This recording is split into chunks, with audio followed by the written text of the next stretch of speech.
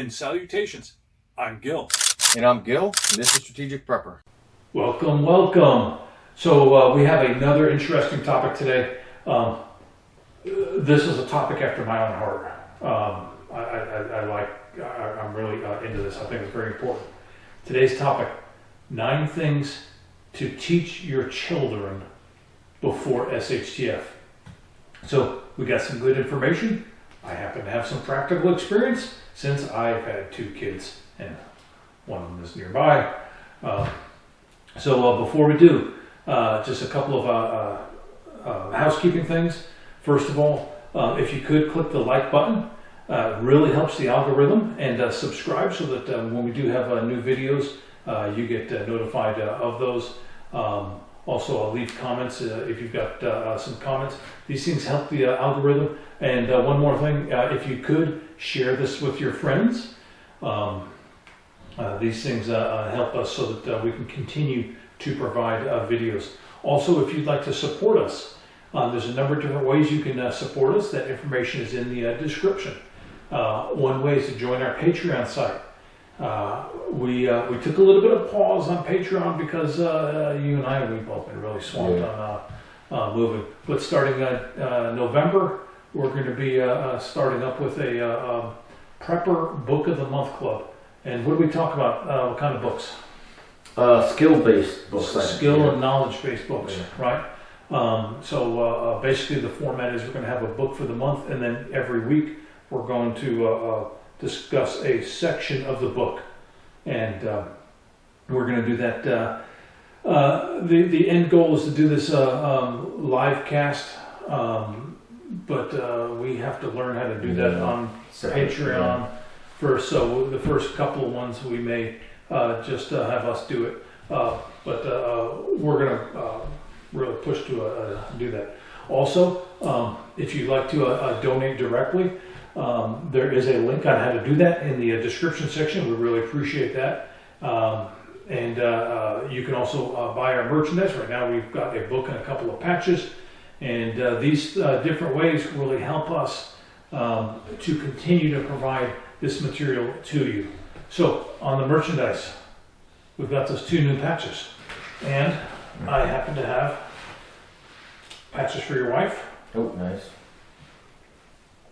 Yeah, nice. Yeah, so good. Oh, yeah. You got a gray tone and an earth tone morale patches. So we've got those. We've got more on the way. I've already got 2 more designed. Just haven't sent them to the printers yet. And you're working on some T-shirts. Yep. So just different ways that you can show your support for what we're doing and trying the knowledge that we're trying to get to you guys.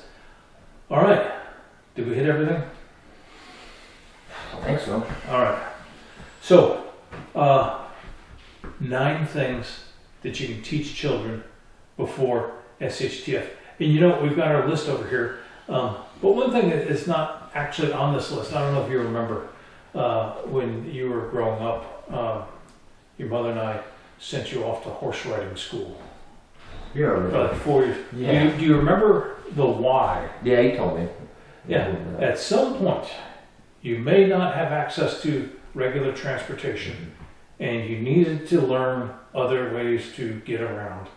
And we didn't use the prepping word in those days, but it was still about teaching both my kids. I remember watching Red Dawn, and the scene where they're riding the horses. I remember you point that out. Yeah, you never know.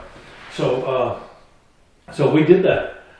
We would intentionally teach our kids. My wife and I would teach our kids skills. We went camping. I don't know how many times, a bunch of times. A lot. Yeah. Went camping a lot.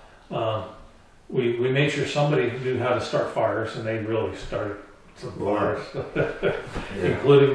including in the bedroom and including in the back fence. And but hey, they learned the skill. So fascinated with fire and the why. Yeah. So when you've got kids, great opportunity to help them get ready. We don't know when everything will collapse. We see the signs. This would be a good list for me because we're trying to adopt kids right now. So This will be a good outline when I do have one. Hopefully this time next year, with the whole how long all the process takes. Yeah, that'd be cool. That'd be nice. Yeah. I'd love to be grandpa. It'd be great. So, all right, first item. And these are not in any particular order. But before we go down the list, one thing that I want to say, and you and I have talked about this, each one of these has got to be age appropriate. Yeah. Okay? A 2-year-old cannot learn the same as a 5-year-old, who cannot learn the same as a 10-year-old. So they have to be age appropriate. You have to know your child also. For example, one of these is we're going to talk about firearms and weapons and all that. If you've got a kid that's had some real issues, you may not want to go there with that kid. You know your kid. So age appropriate and child appropriate. Understand who they are and where they're at. So you as the parent are going to be the one best suited to make those decisions.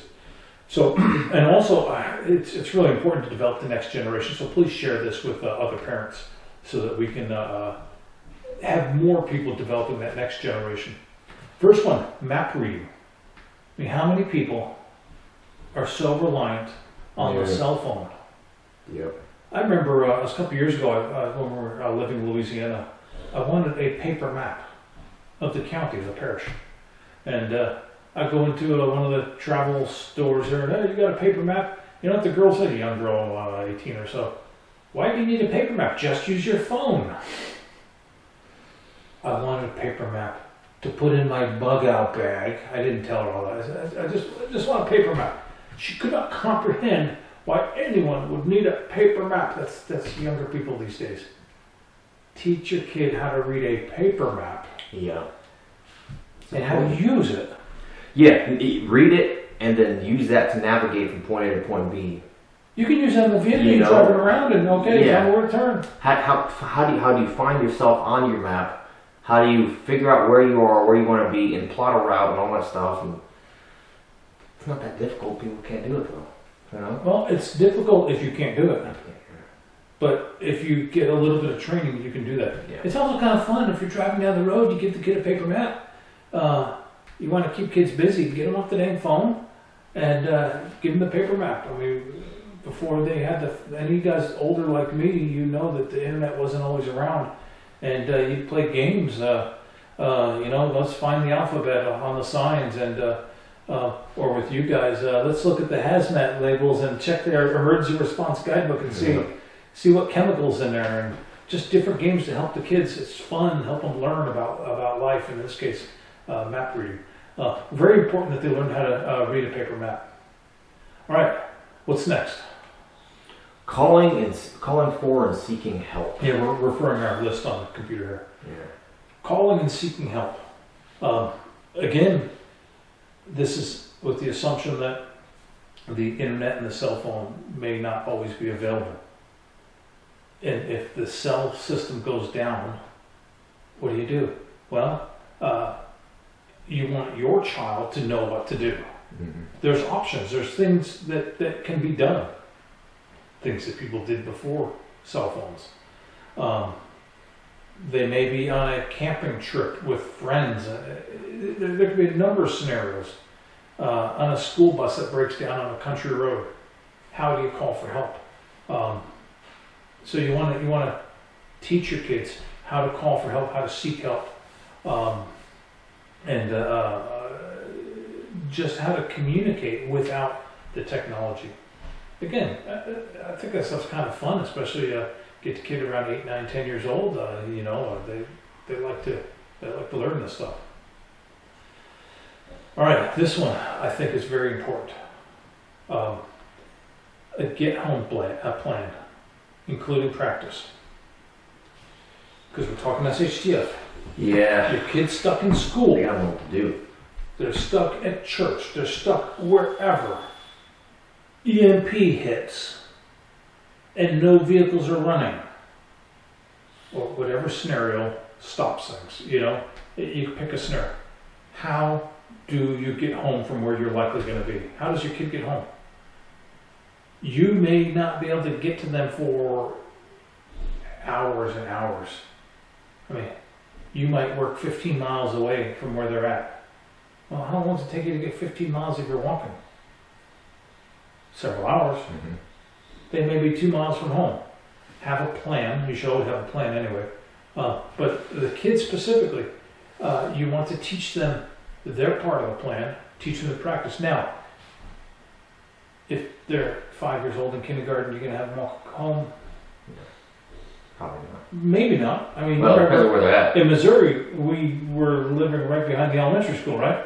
Yeah. So go to that gate, boom, right? So, but age appropriate. But when I was in junior high school, during exam week, if I only had an exam in the morning, I mean, some of us from the neighborhood, we'd walk like 8 miles home. And of course, beat the afternoon bus, but we were out there walking instead of sitting around at school waiting for half a day.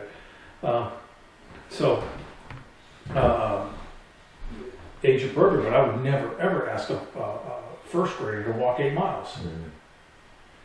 So you want to have a plan that's age appropriate, and you can practice. Now, when I say practice, what are the different ways you can practice on any of these things? Because not everything is full blown exercise. We do this in our work. Yeah. I mean, you can make them games or practice certain components of the plan, you know. You can do tabletop exercise, right? You can just sit around the kitchen table. Okay, where are you going to go? Where are you going to turn? Okay, where do you stop for water? You know, who do you talk to along the way? What are your waypoints? So these type of things, you want to teach the kid.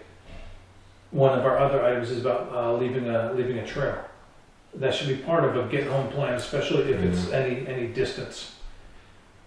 So we got map reading, calling, seeking help, get home plan. What else? Hazards and precautions for your area. Yeah, this ties in with the get home plan. Mm-hmm. Some areas, some areas have risks that others do not. Yep. Yeah, they should know that. Yeah, I mean. Well, and adults should be doing area studies too. That's another thing that a lot of people don't do. But yeah, do your area study and then, you know, convey the important parts to your kids. It could be something as simple as this road floods, and if it's raining, don't go down this road to go home. Go this other way. Yeah. Because the bridge is higher, right? Yeah. It doesn't have to be bad people around the corner every time to be a risk. Yeah. It could be bad people. Don't go down this road. Billy Bob lives there. Yeah. Billy Bob, he's a nutcase. Yeah, he likes kids. Kids disappear around him, and he has an ice cream truck. Yeah. All right. Dresses as a clown. I shouldn't laugh. That's not funny, but it is funny right now. But it's not funny when it's real. You want to teach the kids the hazards of the area and the precautions that they should take. Particularly, and I'm thinking particularly with the get home plan. Yeah. Right?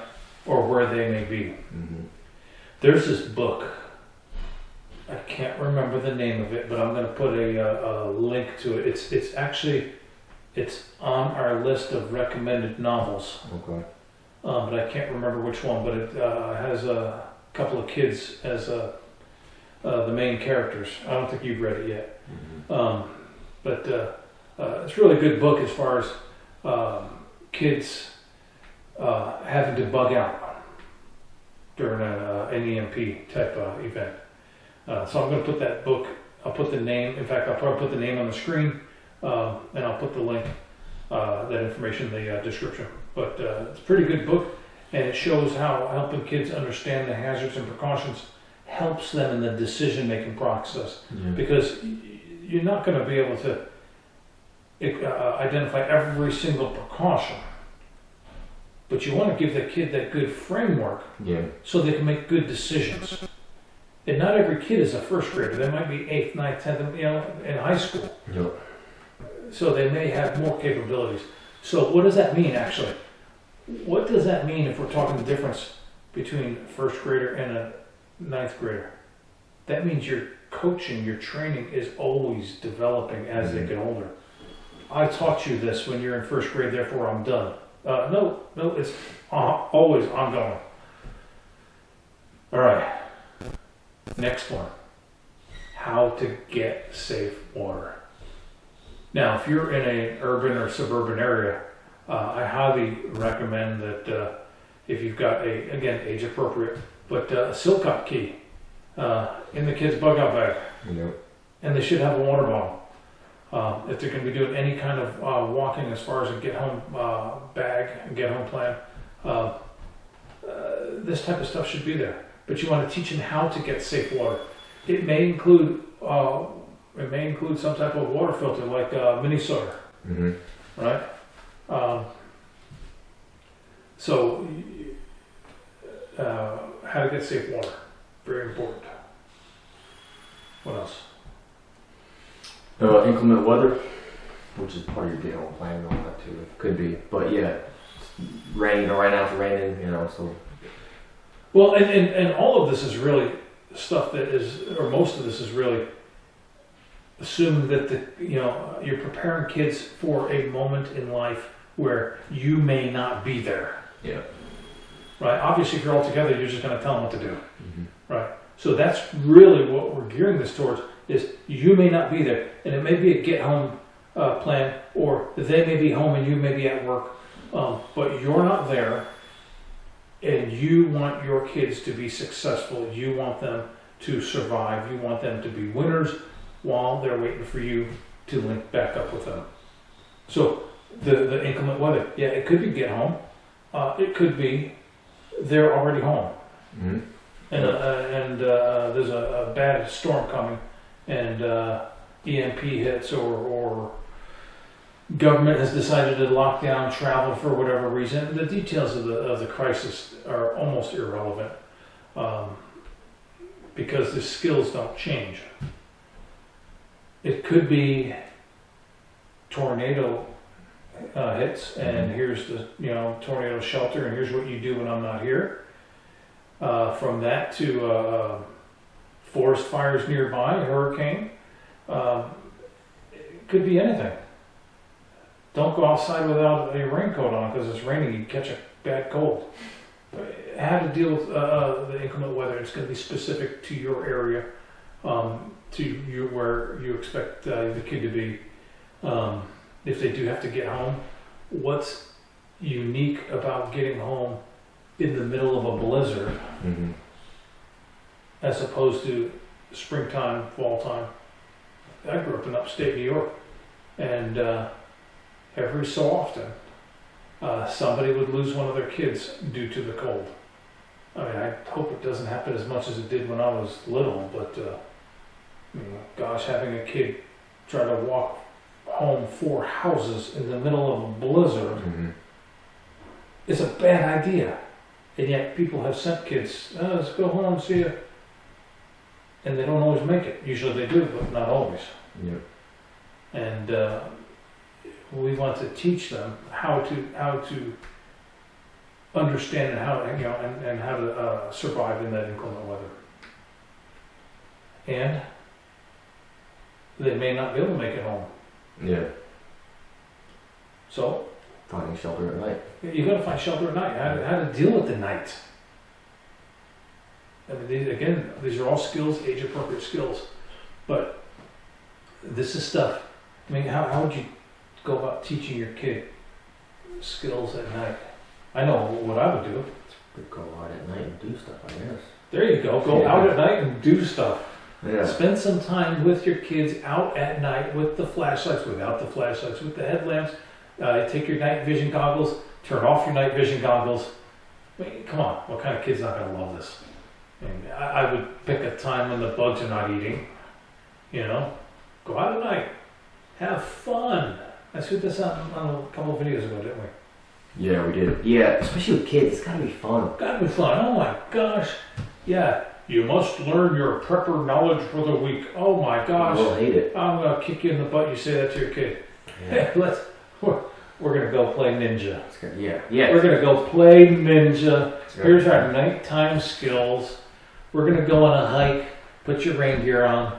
Oh yeah, we're gonna ninjas go at night. You like ninjas? We're going to Teenage Mutant Ninja Turtles. So they still think, I don't know. I don't know. I think so. That's after my time. Hopefully it's after everyone's time now. But yeah, I mean, this stuff could be so much fun. I almost wish I had more kids so that I could really jump into this more. But teaching these kids things like nighttime skills, bad weather skills, by taking them out, coming up with some game, going camping. I mean, how many times has it been raining over camping? It seems like every time we go camping, it's raining when you're a kid. Oh my gosh. Yeah. And then having to start fires after the rain and the wood's wet. Mm-hmm. Oh yeah. That's all good stuff. Going out at night, walking the paths out at night. All right. What else? And I'll tell you, I know so much more now in my mid-50s. I wish I knew half of the stuff back when you were young, and we could have done even more things. So finding shelter, decision making. All right, when to stay put, when to leave. Yeah. And you know, actually, all these things tie together. This is not a checklist, right? You do these things, and it really helps with the decision making. But I think it's important to walk through the scenarios. Yeah. You know, when you see this, don't go there. When you see this, don't do this. Don't do that. When you see everyone is getting on a bus to go to a FEMA camp for safety, find a way to slip out. Don't go. Go hide. Go something. Go. That's it. Yep. Get away. Don't go to the camp. Yep. You'll figure out a way to get home. Do not go to the camp. When the government's moving you for your safety, don't do it. That's an example. But I think it's probably a pretty dang good example. Everyone line up on the buses.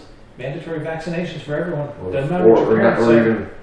Or either just hyperinflation and hey, we have food, but we have to go to the distribution center. You know, we got the FEMA distribution site. Nope, not doing it. Yeah. So decision making, walk through scenarios. The best tool for decision making is walking through scenarios. What would you do? And we actually, as parents, do this with our kids. If some guy comes up to you and says, "Hey, I got a puppy. Come here, help me find my puppy." You know, that's a scenario. We do that, but we just want to expand that to SHTF type scenarios, and just a constant improvement as the kids grow up. Help them with the decision-making process. Breadcrumbs is another thing we want to teach our kids how to leave trails. So, for example, if you're junior high school and you're walking home, and that's part of our plan. Now, what is our plan going to have? Alternate routes, right? One of the things I'd give you a Sharpie and tell you as you're walking, you got the different road signs. Yep. Right on the back of the road signs. Yep. Your initials. Nobody's going to look on the back of the road signs, but I'll look on the back of the road signs because I'll know which road signs are going to be those decision points. Right on the right side of the road sign, if I'm turning right on the left side, you know, as far as facing it, right? So that I know, oh, he rode on this corner. Can you see? Right on this corner, that means he's going that way. Rode on this corner, he's going that way. Just with initials. That's it. It doesn't say anything but initials. But that's an example of a breadcrumb. You want to develop a system and teach the kids how to leave breadcrumbs. All right, so we've got quite a bit, and so far everything has been mostly focused on getting home. Yeah. Right. There's a couple of items I think are very important that are not necessarily towards getting home. They're just survival in general. Okay. And I think you would also agree. What's one of those? Basic first aid / trauma. Okay. You know, how far do you go? as far as their age, you know, as far as they can. Yeah. You go as far as if they're like a teenager, get them the same level of training as you. Yeah. I mean, obviously, first grader, I'm not going to be having them apply tourniquets. No. Right. You start with the basic first aid, and then the trauma stuff you can do pretty early. It's easy to teach kids how to do tourniquet and all that. Yeah, but they're not going to have the strength to put a tourniquet on me. Crank it down. Maybe. I mean, you got to get the windlass cranked. But still, you could. You could at least teach them CPR. Just as much as they can everything grasp. Yeah. Bee stings to. Yeah. And not everything is life-threatening. No. And as they get older, whether it's wound suturing or dressing wounds, or teach them how to treat a healing wound, keep it clean, stuff like that. Just as much as they can learn at that age, and then you just progress it as they get older. Yeah. So first aid, trauma care, very important. The thing is, you got them for like 18 years. Let's just discount the first 5 as dirty diapers, and so you got them for a dozen years, all the time, every day, other than school. You got vacations. It doesn't have to be a big download. It's just as part of life. You discuss first aid, you discuss breadcrumbs, and you go over that. And every so often you have a drill, every so often you go out camping. By the time they're 18 and you're booting them out, wow, they've got all kinds of knowledge. Mm-hmm. I mean, I think you're pretty knowledgeable by the time you left the house. Yeah. You probably knew quite a bit more than your peers. Yeah, I'd say so. Last item, and I saved this for last because, again, this one is really going to require some understanding on your part as the parent, because not all kids are the same, not all parents' values are the same. So where and how to do this next one is going to require some thought, and that is the last item. Firearms and weapons. Yeah. Firearms and weapons. So I started training you on a pistol at how old? 8, 7? Okay, yeah. 7 years old, you shot the pistol the first time. And the rest, as I say, is history. And 7 years old. Other kids at 7, maybe not so much. I remember talking to someone, who wasn't too recent, but someone else taught their kids at 5. And that's all fine. And you got to know your kid, and obviously safety comes first. Mm-hmm. But basic firearms, basic weapons. I've had this. There's a discussion within the last week, I think, on one of the Facebook groups, and that was on the person was saying basically, I don't have a gun. Gun's not really my thing, although maybe it will be. What are the alternatives? Mm. So the discussion was on alternatives, and I don't think my solution will work for her. What? The stare. Just give the look. And yes, I told her that. But stare down whatever threat. But then I gave her some real advice. Yeah. But there's options out there. I don't think any option beats firearms. Yeah, for sure. Yeah. I mean, it's worth the money. It's worth the time that it takes to practice. It's what you gain in security and capability far outweighs what you're going to put into the system. Even if all you do is get one firearm and it's a pistol, what you gain on safety, security, like I said, is huge. So teaching the kids, if you have a 13-year-old kid in the house and you're out and haven't made it home yet, and they can't defend themselves, you could come home and find out that you've lost everything. Mm-hmm. I mean, my personal view, and I'm not putting this on anyone, my personal view is that by the time you're 13, you should well be, you're very well past that starting point of capability. 7, 8, 9, I think great ages for comprehending firearm risks and all that. Just a quick note, my rule I'm going to share with you. My strategic prepper rule for gun safety for the kids. This might sound a little rough, But you know what? Accidents with guns have serious consequences. So the rules need to be serious, right? Because kids sometimes you just got to be so straightforward so that they understand. Okay. When I brought the gun into the house, the first gun into the house, when the kids were little, I told my kids, if you want to touch the gun, you ask permission. Okay. And then I will decide when you get to touch it. If you want to go shoot it, you let me know, and I will go take you shooting. And anytime you've asked, I'll let you do that. But, and also you do not tell friends. The renovation's going on. You do not tell friends. You do not go to touch the gun or even look at the gun when I'm not around. And if you do, what do you get? You get the worst beating of your life. The worst beating of your life. Now, what is that? I don't know. But the kid has to believe that it's a real serious threat. Why? Because mistakes with firearms are real serious. Right. And you could say, well, we don't beat our kids. Well, you know what? And again, I'm rock solid on this. I think when it comes to however you raise your kids, when it comes time to firearm safety, and if they're playing with the firearm and they're not supposed to, I think a beating is in order. They have to be more scared of breaking the rule. They're not going to hate you if you beat them. And the end result I got right here is I got a kid who loves firearms, almost 30 on volunteer. He'll be 28 years old. I had 20 something, and now I'm getting old. But we were very successful. We had 0 incidents with the firearms.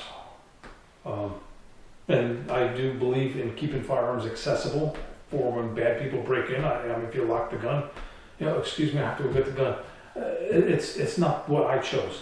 So I wanted to make sure the kids understood the risks. And so that's just that's a free bit of information for you guys if you got youngins. That's how I was raised. My father kept the guns over the fireplace, 10 kids, over the mantle of the fireplace, just sitting on the rifle rack. And sometimes we would pull the chairs over next to him, and we would look, but we would never touch because we'd get the beating of our life. And 10 kids, not one of us ever, there was never a firearm accident, no one even touched the gun, but we'd look. I don't think my parents still knew that we'd drag the chairs over to look real close, all climb up, the little kids, 3, 4, 5 years old, always infants around too. And the older ones would make sure the younger ones didn't touch because you don't touch because you're going to get the beating of a life. We all survived. So anyway, 9 things that we believe really would help your kids be prepared for SHTF, especially if things happen and you're not there. All right, let's recap. Map reading. Okay? You get the next one. Calling for seeking help. Calling and seeking help, right? Your get-home plan, including practicing your plan. Hazards and precautions for your area. Right? How to get safe water. And how to handle inclement weather. Finding shelter at night. Decision making, when to stay put and when to leave. Breadcrumbs, how to leave a trail. Basic first aid and trauma. And basic firearm safety and weapon safety, including knife and stick. Obviously, again, they all should be age appropriate. So that's our thoughts. I really would like to know what you guys think. We may have missed something over here. There may be something pretty critical. I'd like to hear from you guys. Share your views with me. Like I said, very interested in what other people think about this, since I certainly don't have all the answers on child rearing. But I think it's a good starting point. And anyway, share this with other people and click the like and click the bell so that you get notified of other videos. So we have a few others coming up in the next couple of months that I think are pretty good. Till next time, stay safe and stay prepared.